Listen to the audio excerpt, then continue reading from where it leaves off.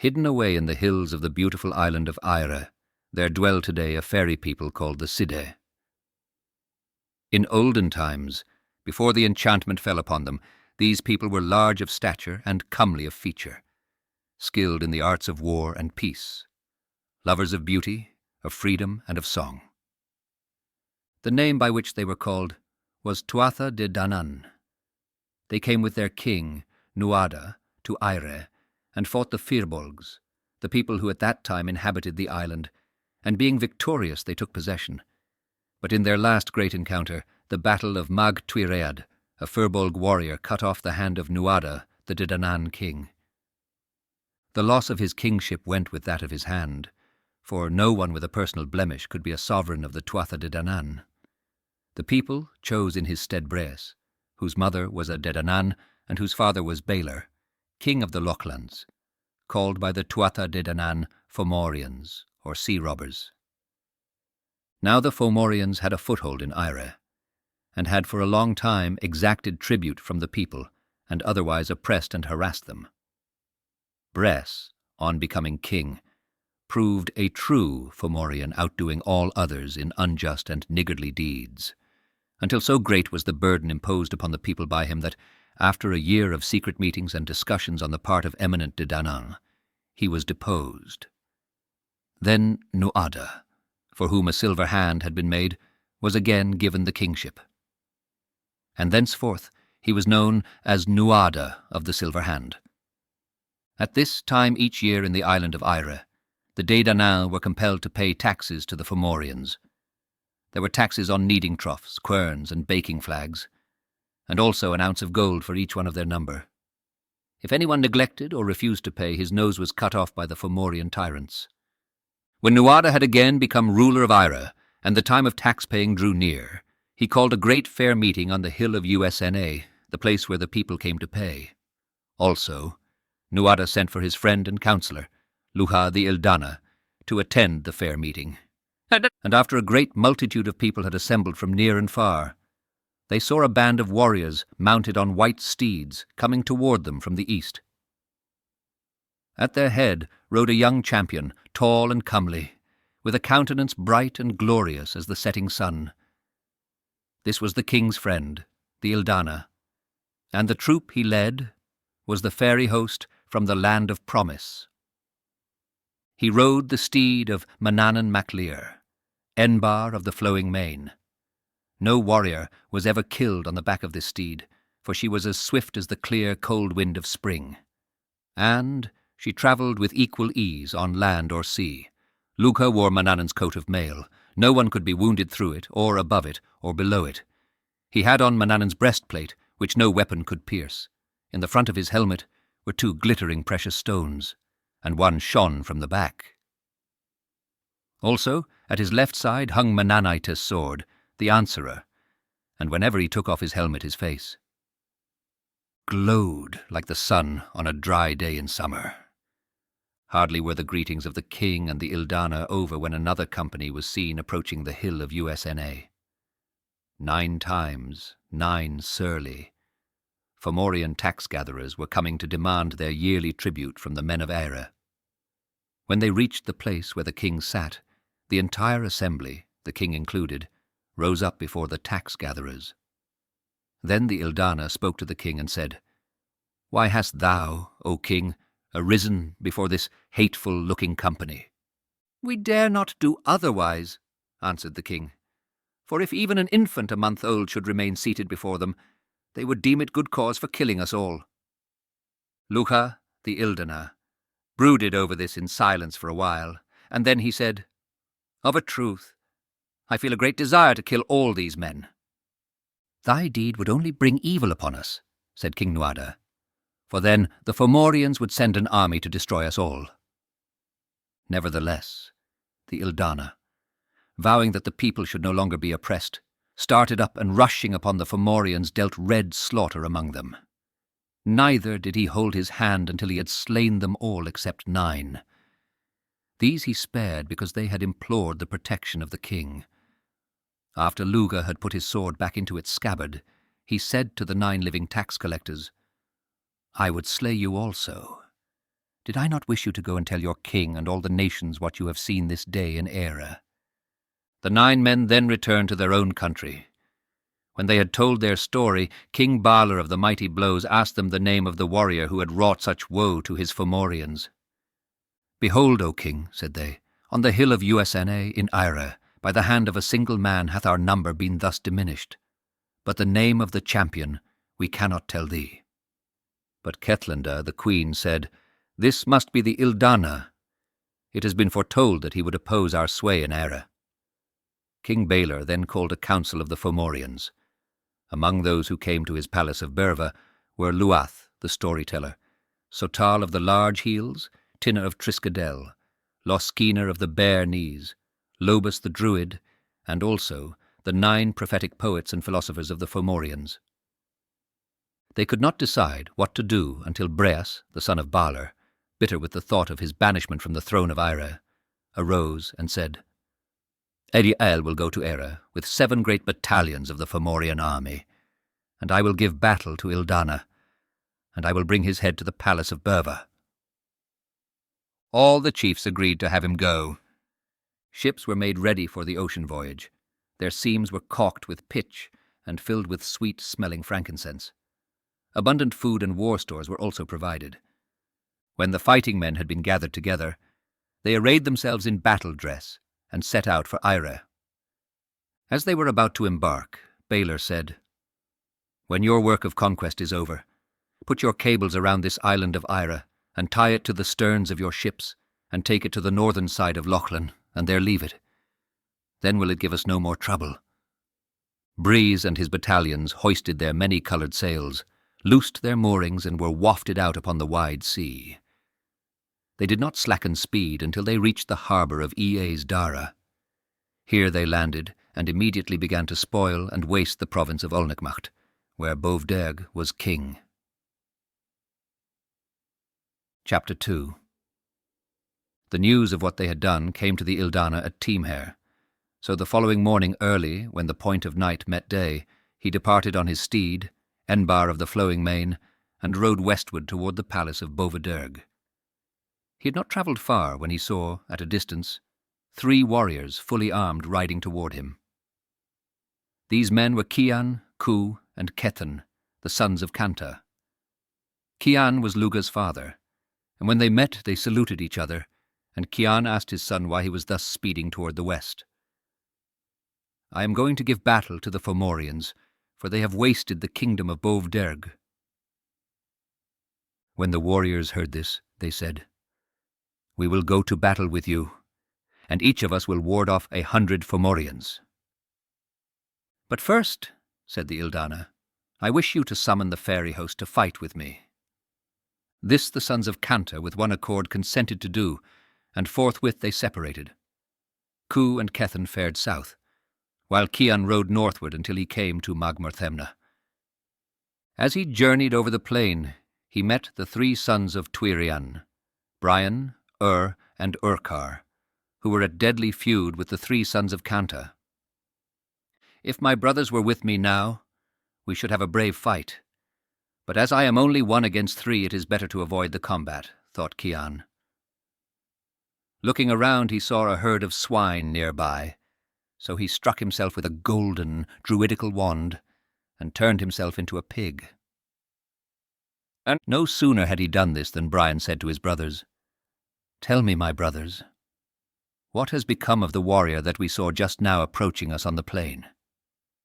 "We have seen him," they answered, "but we know not whither he has gone." "Well, I can tell you what has happened to the warrior," said Brian. "He has changed himself by a druidical spell into a pig, and is now among yonder herd. And whoever he may be, one thing is sure, he is no friend of ours." "This is an unlucky matter," said the brothers, "for even if we should kill the entire herd of pigs, the enchanted one might escape."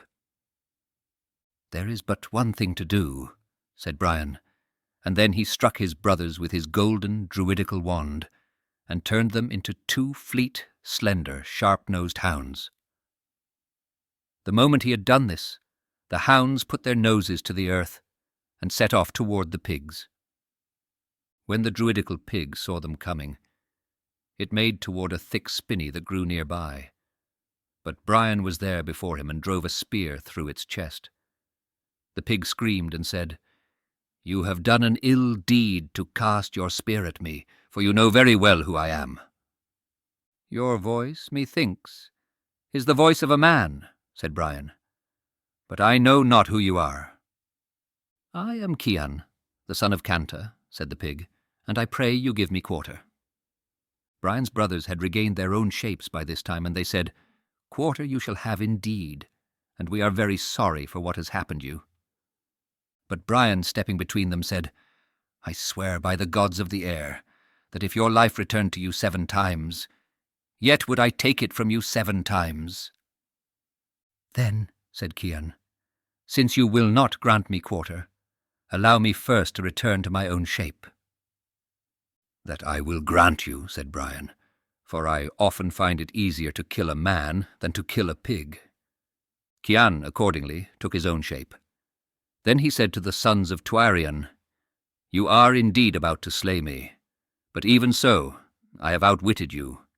If you had slain me in the shape of a pig, you would have had to pay only the eric fine for a pig, whereas now that I am in my own shape, you shall pay the full eric fine for a man. And never has there been so great a fine as that which you shall pay." Nevertheless, Brian and his brothers slew Cian, and they buried him a man's height in the earth. But the earth, being angry at their wicked deed, refused to keep the body. Not until they had buried it the 7th time did it remain in the ground.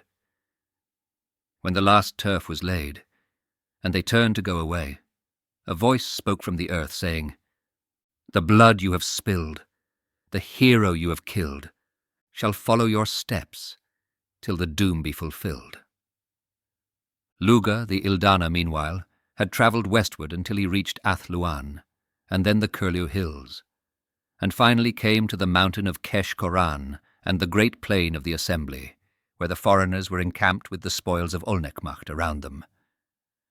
As Luga drew near the Fomorian encampment, Breas, the son of Baelor, arose and said he, "A wonderful thing has come to pass this day, for the sun, it seems to me, has risen in the west."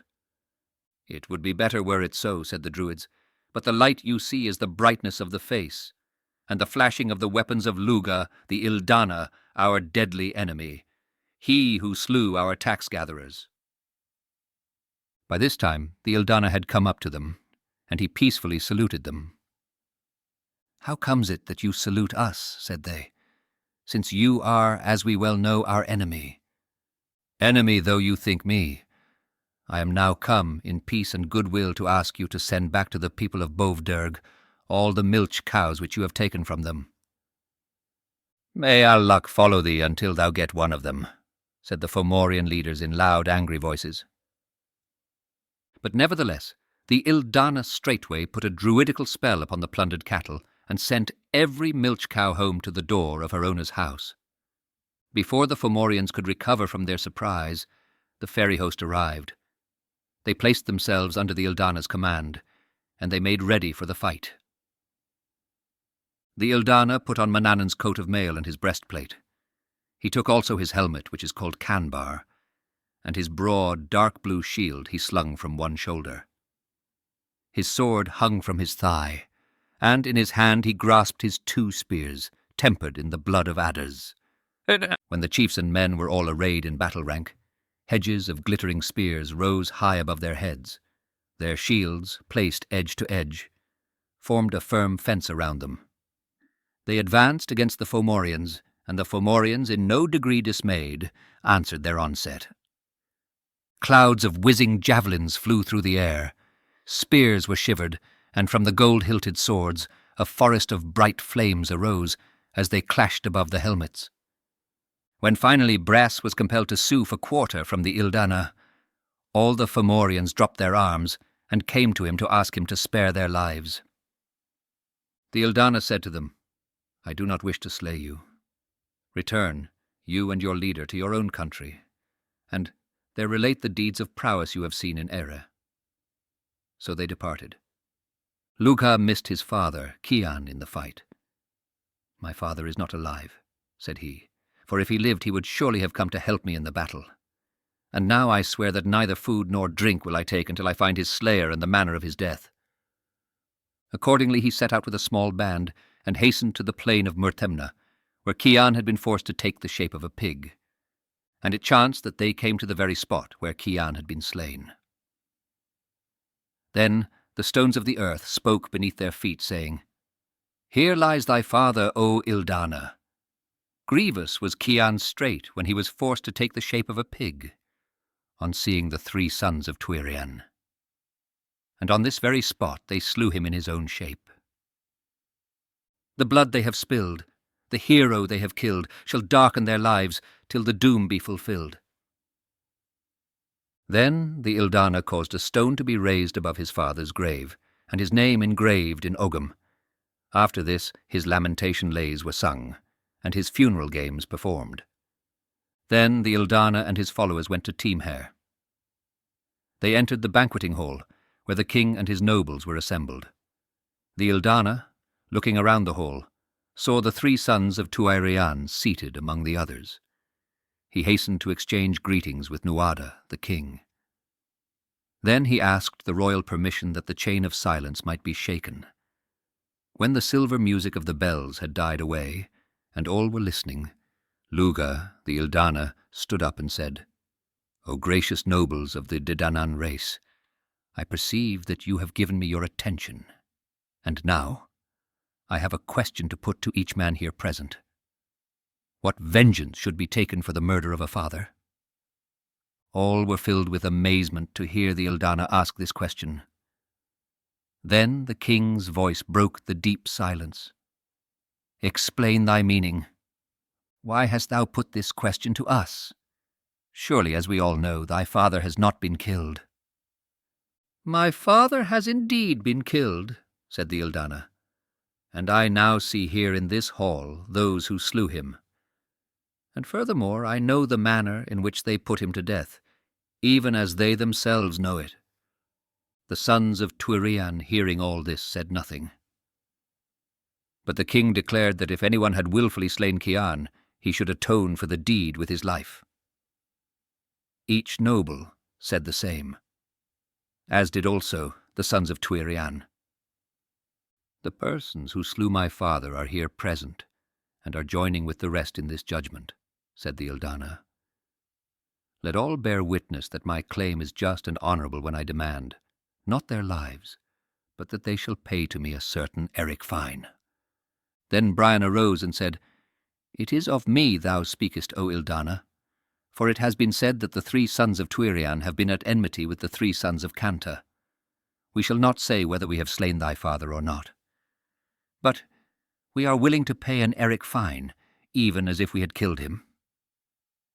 "I shall accept the eric fine from you," said the Ildana, "and I now name before this assembly the fine I ask.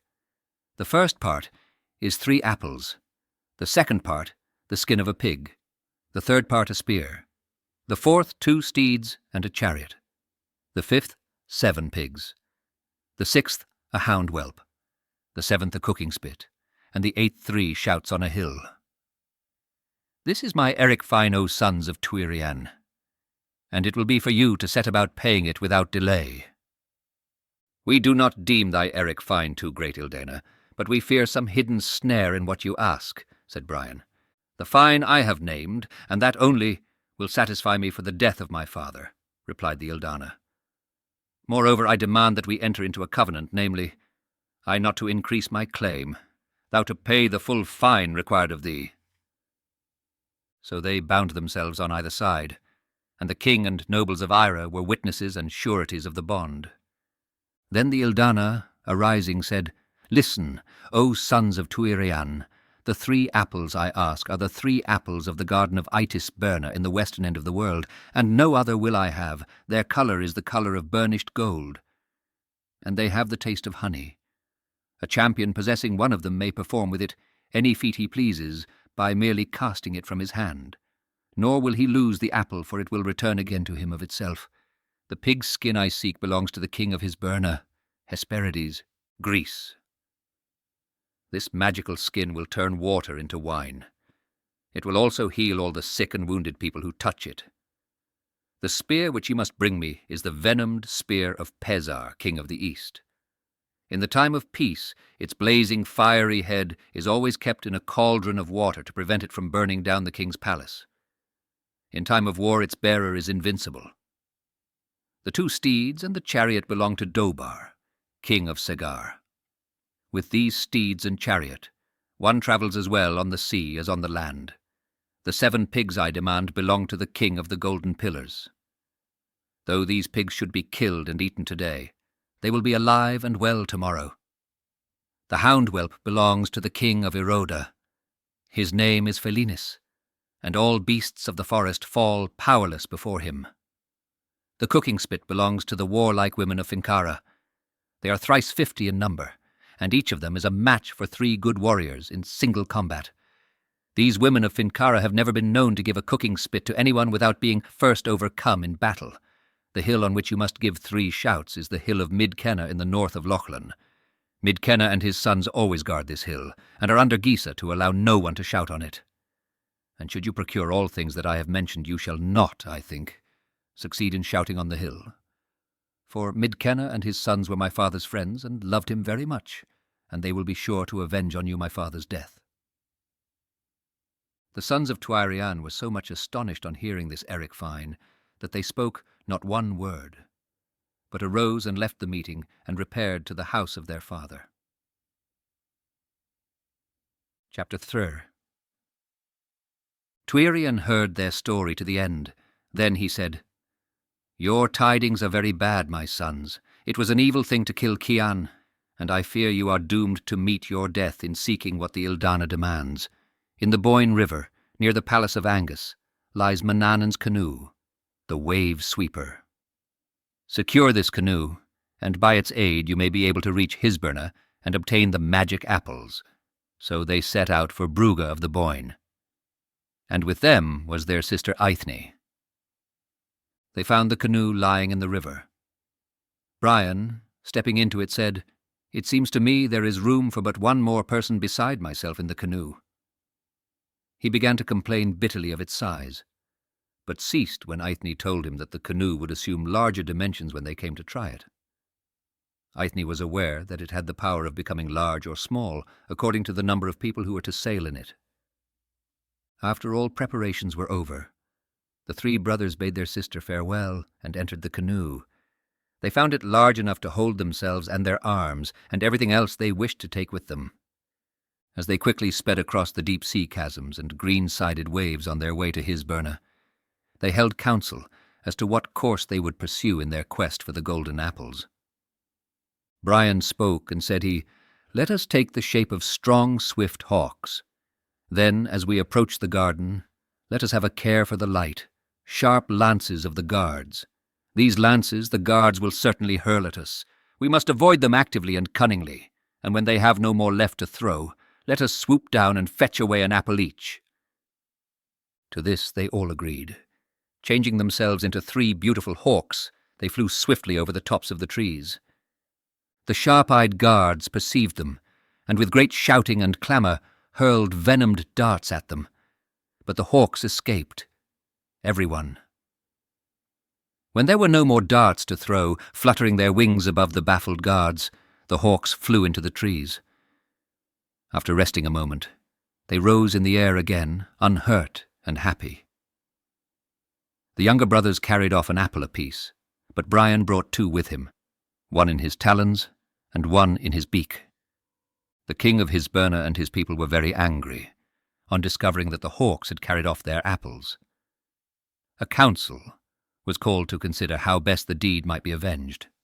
Now the king's 3 daughters were skilled in magic and cunning in counsel. So it was finally determined that they should transform themselves into 3 swift, winged griffins and pursue the hawks over the sea. Immediately then they hastened away. From their eyes and beaks they let fly bright flashes of flame to blind and scorch the hawks. "Evil is our state," now said the 2 younger brothers, as they beheld their most beautiful wing feathers crisping and crumbling in smoky dust through the heated air. "Evil indeed is our state, and we will surely perish if we do not get relief." "It is my good fortune still to have power to change our forms," said Brian. Then, by his druidical magic, he instantly turned himself and his brothers into swans, and they all dropped down onto the sea. The griffins, no longer beholding the hawks before them, gave up the chase, and the sons of Twirian, without further delay, went to their canoe, fetching their apples with them. Then they set sail again, and glided swiftly and smoothly over the waters until they came to Greece. And when they had landed, Brian said to his brothers, "In what shape, think you, should we go to the king's court?" "We think it best to go in our own shapes," answered the others, "that is to say, as 3 bold champions." "Not so," said Brian. "To me it seems best that we should go in guise of learned poets from Eire, for poets are held in much honour by the nobles of Greece." "How shall we do that?" asked the brothers. "For as to poems, we neither have any with us, nor do we know how to compose them." But Brian would not have it any other way, so they consented, though unwillingly. They tied up their hair after the manner of poets, and going directly to the palace, knocked at the door. The doorkeeper asked who was there. "We are skilful poets from Eire," said Brian, "and have come to Greece with a poem for the king." The doorkeeper departed to give the message. "Let them be brought in," said the king, "for it is to seek a good and bountiful master, whom they may serve faithfully, that they have come so far from Eire." So they were shown into the banquet hall, where the king sat surrounded by his nobles. Bowing low, they saluted him, and he in turn saluted them. They joined the feast at once, and made merry, as did the others.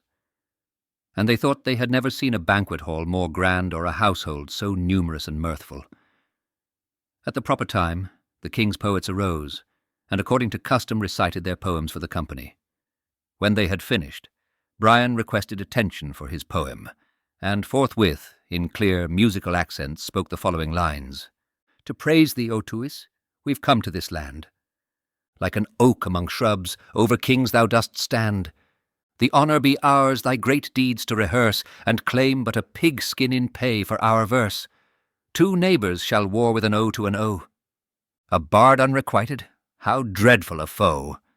Thy bounty shall add to my wealth and thy fame, and the imnocta fessa is all that we claim."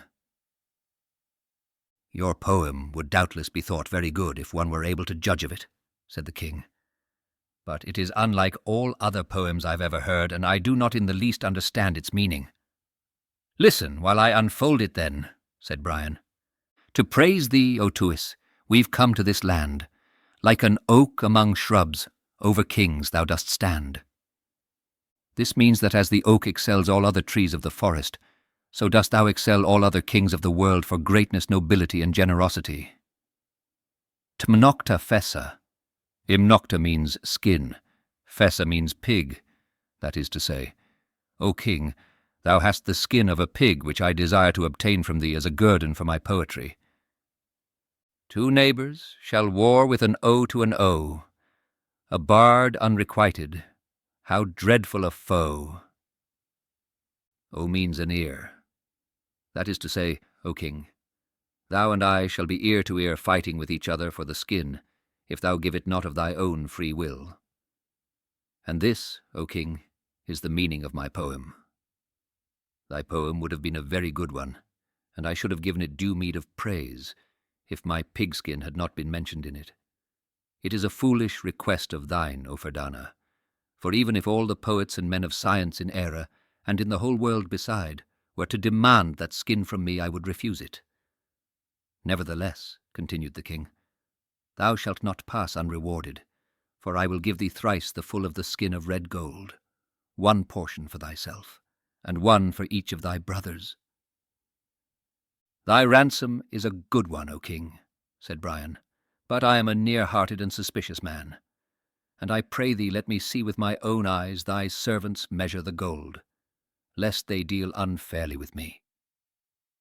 To the king granted his request, and the 3 sons of Twirian went with the servants to the treasure room.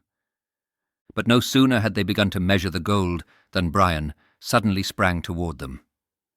he dashed them fiercely to the ground, and snatching the pigskin bound it hastily over his shoulders. Then the 3 sons of Twirian drew their keen swords and rushed into the banquet hall. The king's nobles, seeing how matters stood, rounded and attacked them. But the sons of Twirian, nothing daunted by the number of their foes, hewed down the foremost and scattered the rest. Scarcely one of the party escaped death or deadly wounds. At last Brian and the king met face to face and fought as great champions fight, fought until the king of Greece fell by the overpowering valour of the sons of Twirian. After the victory, the 3 brothers rested in the palace and healed their wounds by means of the apples and the pigskin.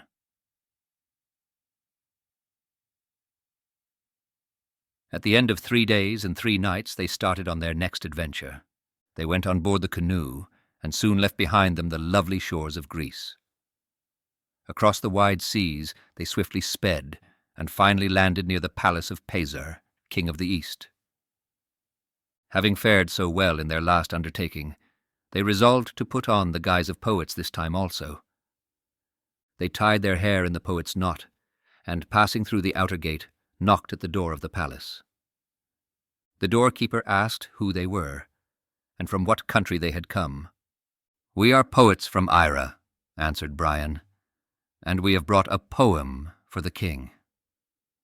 The doorkeeper admitted them, and they were conducted to the presence of the king.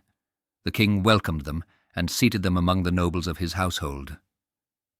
They joined in the revelry of the banquet hall, and when the proper time came, the king's poets arose and chanted their songs. After all the poems had been rehearsed, and the sounds of applause had ceased, Brian arose. The king and nobles, seeing him, were silent, and listened while he recited his poem. "In royal state may Paesar ever reign, like some vast yew-tree monarch of the plain. May Paesar's mystic javelin, long and bright, bring slaughter to his foes in every fight. When Paesar fights and shakes his dreadful spear, whole armies fly, and heroes quake with fear. What shielded foe, what champion can withstand the blazing spear in mighty Paesar's hand?" "Your poem is a good one," said the king. "But why do you make mention of my spear, without having first obtained permission of me? Were you not aware that it is not permitted to even the greatest in my kingdom to speak of my spear, unless I have first given him the privilege?" "This I knew not, O Paesar, and thy telling it hath but increased the ardour of the wish which hath inspired my song.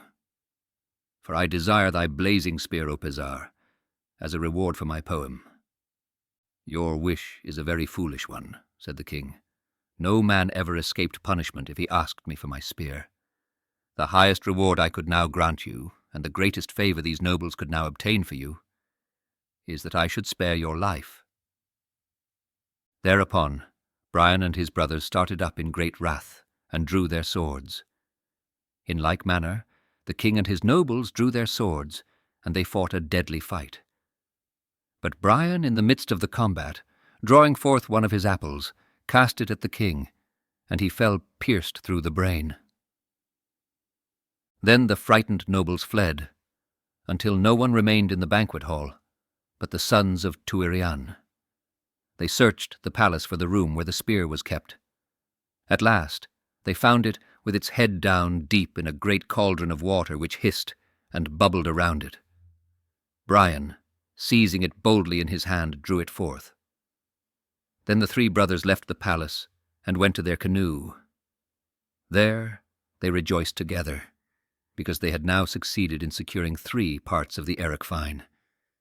After resting some days, they set out to seek for the steeds and the chariot of the king of Segar, for this was the next part of the Ildana's Erechfine. Obedient to their command, the canoe glided rapidly and smoothly over the green waves. At last they landed on the wished-for shore, and then Brian said, "In what shape, think you, should we go to this court?" "Let us go," said the others, "in our own shapes, as 3 hostile champions who have come to get the chariot and steeds either by force or by goodwill." "That is not what seems best to me," said Brian. "My counsel is that we go as soldiers from Ira, willing to serve for pay. Then, Should the king take us into his service, it is likely we shall find out where the chariot and the steeds are kept." So, forthwith, as soldiers from Eire, they went to the palace. There the king was holding a fair meeting on the broad, level green of the palace park. When the 3 warriors came near, the people made way for them. They bowed low to the king, and he asked them who they were and from what part of the world they had come. "We are valiant soldiers from Eire," they answered, "seeking service and pay among the great kings of the world." "Do you wish to enter my service?" asked the king. "It is with that desire we have come to Segar," said they. So they made a covenant with each other, the king to place them in a post of honour and trust, they to serve him faithfully and to name their own reward. They were placed in the ranks of King Dobar's bodyguard. For a month and a fortnight they remained in the palace, looking around, and carefully noting everything. However, they saw nothing of the chariot and the steeds. At the end of the fortnight, Brian said to his brothers, "It fares ill with us here, my brothers, for we know no more about the chariot and steeds than we did the day we first came thither. Let us put on our travelling array and take our arms of valour in our hands. In this fashion, let us go before the king, and tell him that unless he shows us the chariot and steeds, we shall leave his service." This they did without delay. When they were come before the king, he asked them why they had come into his presence thus armed and in travelling guise. "Of that we have come to tell thee, O king," answered Brian. "Heretofore the kings whom we have served have trusted us with their secret counsels. We have been made the guardians of their rarest jewels, and of gifted arms of victory. But thou, O king, hast not even shown us thy chariot and steeds, which we have heard exceed in magnificence all the chariots and steeds in the world. A small thing it is that has caused you to prepare for departure," said the king, "and there is, moreover, no need that you should leave my service. You shall see the steeds this very day, and you should have seen them before had I known of your desire, for I have never had in my service more trustworthy soldiers." The king then sent for the steeds and had them yoked to the chariot. Those steeds that were as fleet as the clear, cold wind of March, and that travelled with equal speed on land and on sea. Brian, viewing them narrowly, said, "Hear me, O king of Segar. We have served thee faithfully up to this time, and now we wish to name our own pay, according to the covenant thou hast made with us. The guerdon we demand is yonder chariot and steeds. Give us these, and we shall ask for nothing more." But the king in great wrath said, "Foolish and luckless men, ye shall certainly die because ye have asked for my steeds." The king and his warriors then drew their swords and rushed toward the sons of Tuireann, thinking to seize them. The attack was expected, and a sore fight began. Suddenly, Brian sprang with a bound into the chariot, and, dashing the charioteer to the ground, seized the reins in his left hand. Then, raising the venomed spear of Pesar in his right, he smote the king with its fiery point, so that he fell to the ground and expired. And when the red slaughter of the fight was over, there was no one left to dispute with the 3 brothers the possession of the chariot. Ur and Urkar asked where they should go next. "We shall go," said Brian, "to Assal, the king of the Golden Pillars, to ask for his 7 pigs, for this is the next part of the Eric Fine." Therewith they started. As they drew near to the land of the Golden Pillars, they saw that the shore was lined with men all armed, for the fame of the deeds of the great champions of Eire was being noised abroad through many lands, how they had been forced to leave Ere by the hard sentence of the Ildana, and how they were seeking and bearing away the most precious things of all the world's kingdoms to pay the Ildana's Eric fine. On account of these reports, the king of the Golden Pillars had armed his people, and had sent them to guard the harbours. The king himself came down to the beach to meet them. As soon as they were come within speaking distance, he bade them stay their course. Then he asked in angry tones if they were the 3 champions from Eire, they who had overcome and slain so many kings. Brian answered, "Be not displeased with us, O king, for in all this matter we are not to blame, We must pay the Eric fine promise to the Ildana. If the kings to whom he sent us had given us peaceably the precious things we demanded, we would have departed always in the same good will as that in which we came. But, meeting ill will and opposition, we have been compelled to fight for the attainment of our end. Unwillingly indeed have we fought, yet none so far have been able to withstand us. "Tell me now," said the king, "what has brought you to our country?" "We have come for thy 7 pigs," said Brian, "for they are a part of our fine. Thou perchance wilt have pity on our hardships, and give us these pigs in token of kindness and friendship, and not compel us to fetch them away by force." On hearing this, the king and his people went into council. After debating the matter, they thought best to give the pigs peaceably, for they feared they might not be able to resist the power of the sons of Twirian. So the king invited the 3 champions to his palace. They ate and drank and slept on downy beds. When they arose the next morning, they were brought into the king's presence, and the pigs were given them. Then Brian, bowing low before the king, spoke these words: "Thanks for the guerdon thou hast given, great king of Sicily. Thy welcome unto Twirian's sons shall long remembered be. And when our deeds in happier days shall bring us praise and fame, in era green shall poet lays commemorate thy name." "Whither go ye next, ye sons of Twirian?" asked Assal.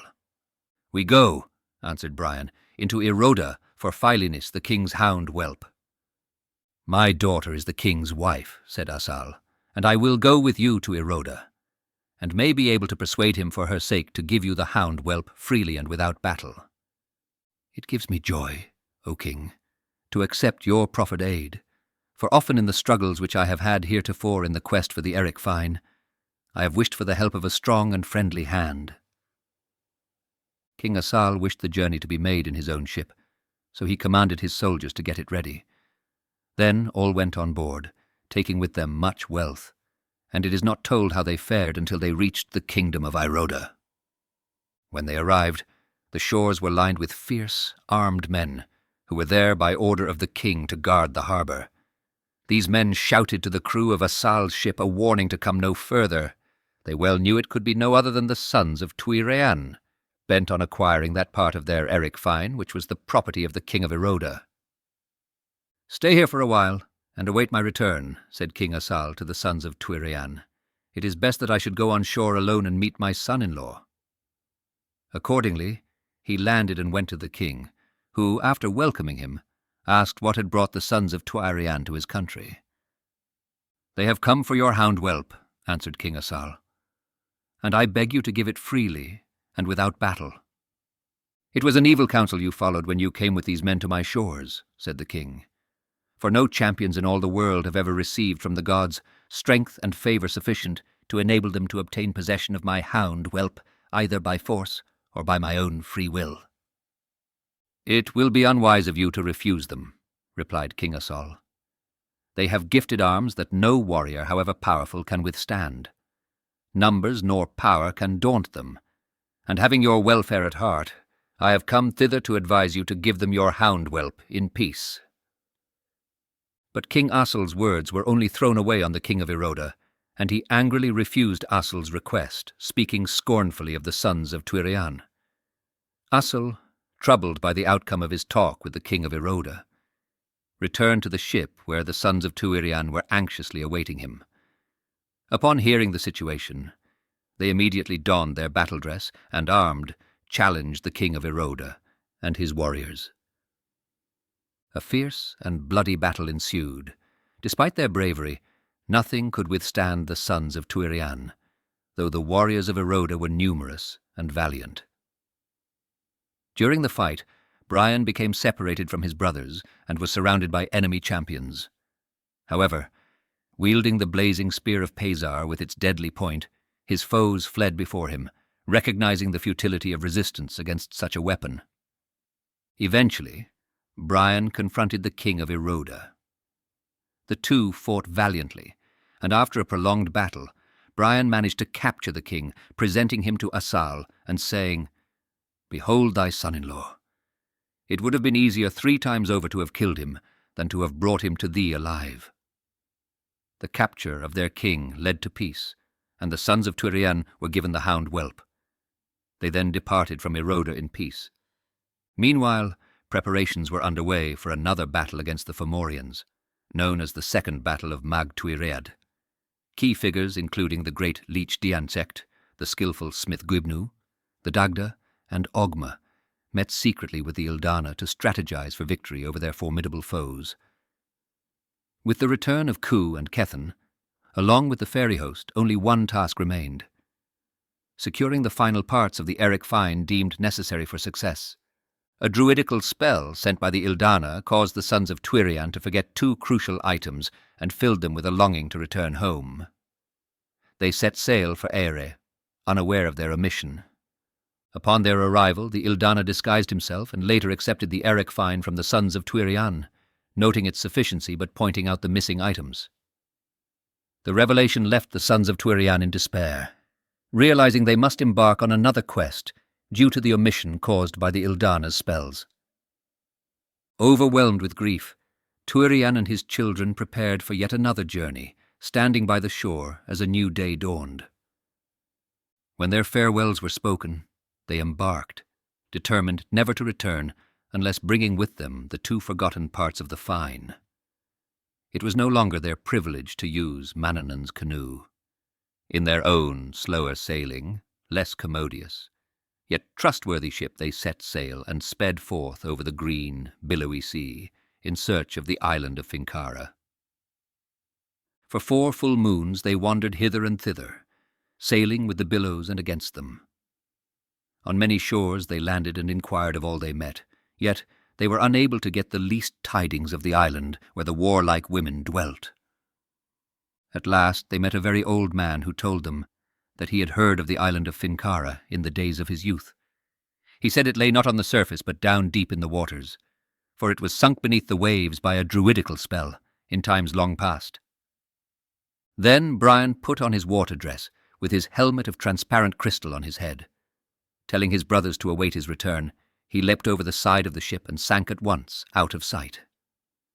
He walked about for a fortnight down in the green, salt sea before he found the island of Finkara. He noticed that among many houses on the island, one was larger and grander than the rest. Straightway he bent his steps toward this, and finding it open, entered. In a large apartment, hung with gorgeous tapestries, he saw a great number of beautiful ladies busily employed at all sorts of embroidery and needlework, and in their midst was a long, bright cooking spit lying on a table. Without speaking a word, he walked straight to the table, and seizing the spit in one hand, walked toward the door. The women neither spoke nor moved, but each one had her eyes fixed upon him from the moment he entered, admiring his manly form, his beauty, and his fearlessness. But when they saw him about to walk off with the spit, they all burst out laughing. One, who seemed the chief among them, said, "Thou hast attempted a bold deed, O son of Twirian. Dost thou not know that there are thrice 50 warlike women here? Dost thou not know that the weakest among us would be able of herself alone to prevent thee taking this cooking spit, even if thy brothers were here to help thee? Thou art a brave and noble champion. Else thou wouldst not have attempted to take the spit by force and without the help of anyone, for the danger is not unknown to thee. So, for thy boldness and valour, and for the comeliness of thy person, we will let thee take this one, for we have many others beside." It was with great joy that Brian listened to these words. Thanking the women of Finkara, he took the spit and hastened to find his ship. Ur and Urkar had remained in the same spot, waiting for Brian. As day after day went by and he came not, they began to fear that he would never return. They were about to leave the place, having given up all hope, when down deep in the water they saw the glitter of Brian's crystal helmet. A moment afterward, he arose to the surface with the cooking spit in his hand. His brothers helped him on board, and they all rejoiced together over his success. Then they sailed away toward the north of Lochlan, and never abated speed until they had moored their vessel near the hill of Midkina. From its smooth green height, Midkina saw them approaching. He knew them at a glance, and coming toward them armed for battle, spoke to them in loud and threatening tones. "You it was who slew Cian, my friend and pupil, and now come hither and fight, for you shall not leave these shores until you answer for his death." Brian, in no wise daunted by the fierce look and angry speech of Midkina, sprang ashore, and the two heroes attacked each other with great fury. The three sons of Midkina heard the clash of arms and rushed forth to aid their father. But just as they arrived at the shore, Midkina fell dead, cloven through the helmet by the heavy sword of Brian. Now began a fight, 3 on each side, and if men were afar off, even in the land of Hisberna, at the western end of the world, they would willingly come the whole way to see this battle. So fierce and haughty were the minds of those mighty champions, so skillful and active were they in the use of their weapons, so numerous and heavy were their blows. And so long did they continue to fight without either party giving way, that the most valiant of warriors must have looked on with admiration. The 3 sons of Tuirian were at last dreadfully wounded almost to death. But neither fear nor weakness did this cause them. The more they were wounded, the more their valor and their fury arose, and with one mighty onset they drove their spears through the bodies of their foes. And the sons of Midkina fell before them into the long sleep of death. When the fight was ended, and the battle fury gave place to calm within the breasts of the victors, they began to feel the direful effects of their wounds.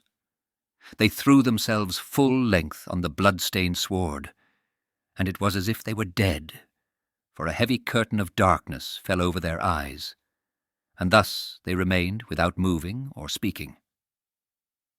Then Brian called to his brothers, for he sought to know if they still lived. They answered him feebly, and he said, "My dear brothers, let us now arise and give the 3 shouts on the hill, while yet there is time, for I feel the signs of death." Then Brian, exerting himself to the utmost, and disregarding the blood which flowed copiously from his wounds, stood up and, giving a hand to each of his brothers, enabled them to rise. The 3 sons of Tuirian then gave, though feebly, the 3 shouts that Luga required of them. Without further delay, they sailed for Eire. Their return was marked not by triumph, but by a solemn urgency, the completion of their quest hanging heavily upon them. Each stroke of the oar through the waters carried them closer to their homeland, their thoughts a tumult of hope and despair, pride and regret. They knew that upon reaching Eire, they would face the final reckoning of their long and arduous journey, a journey that had tested their strength, their courage, and their brotherhood to the very limits. While they were yet far off, Brian, gazing over the sea toward the west, suddenly cried out, "Lo! I see yonder Ben Eder rising above the waters, and I see also Dun Tuirian toward the north."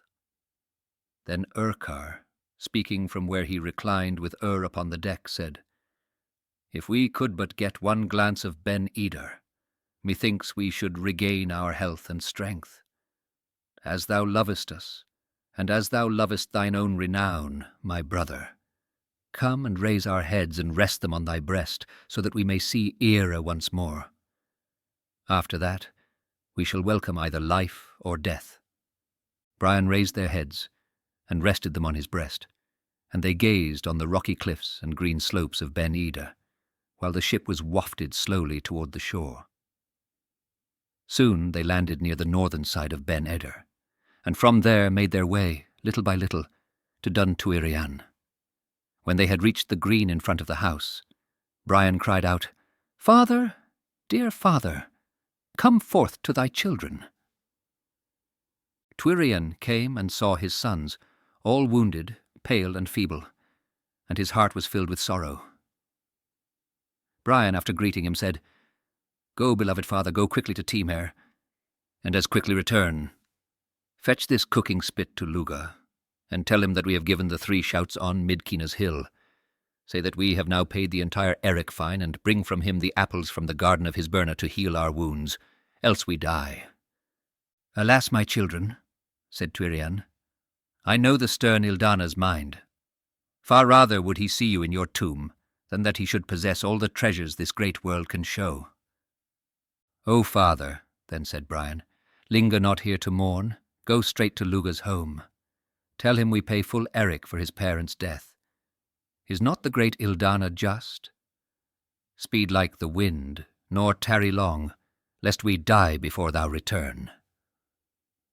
Twirian set out and travelled like the wind until he reached Teamhair. There he found Luga, and gave him the cooking spit, saying, Behold, O Ildana, my 3 sons have now paid to thee full eric fine, for they have given the 3 shouts on Midkeena's hill. But they are wounded unto death. And now give me, I pray thee, the 3 apples from the garden of Hisberna to cure them, else will they die. In vain dost thou seek to restore thy sons, O Twirian. They committed a wicked and pitiful deed when they slew my father, and nothing could avert their punishment. For the blood they have spilled, for the hero they have killed, the penalty is paid, and the doom is fulfilled. Return, O Twirian, to thy home. Take with thee the apples, if thou wilt. Yet powerless their magic, and powerless all human effort in behalf of those who, ere your request was made, lay cold as did their victim on Murthamne's plain. Heavy was Twirian's heart as he set out from Teamhair, knowing full well he never again should hear the voices of his sons. Eithne, her golden hair unbound about her shoulders, her dark eyes dim with weeping, met him at the gateway of Dun Twirian. With her he hastened to where Brian lay with Ur and Urkar on either side of him, for together they departed this life. Lamenting over their lifeless forms, father and sister stood hand in hand, while Twirian spoke this lay. O pulseless is my heart this woeful hour. My strength is gone, my joy forever fled. 3 noble champions, Ira's pride and power, my 3 fair youths, my children cold and dead. Lo, hear ye Twirian, your unhappy sire, mourning with feeble voice above your grave. Not wealth nor life nor honours I desire, a place beside my sons is all I crave. After this lamentation, Twirian and Eithne fell on the bodies of the 3 young heroes, and they were all buried in one grave.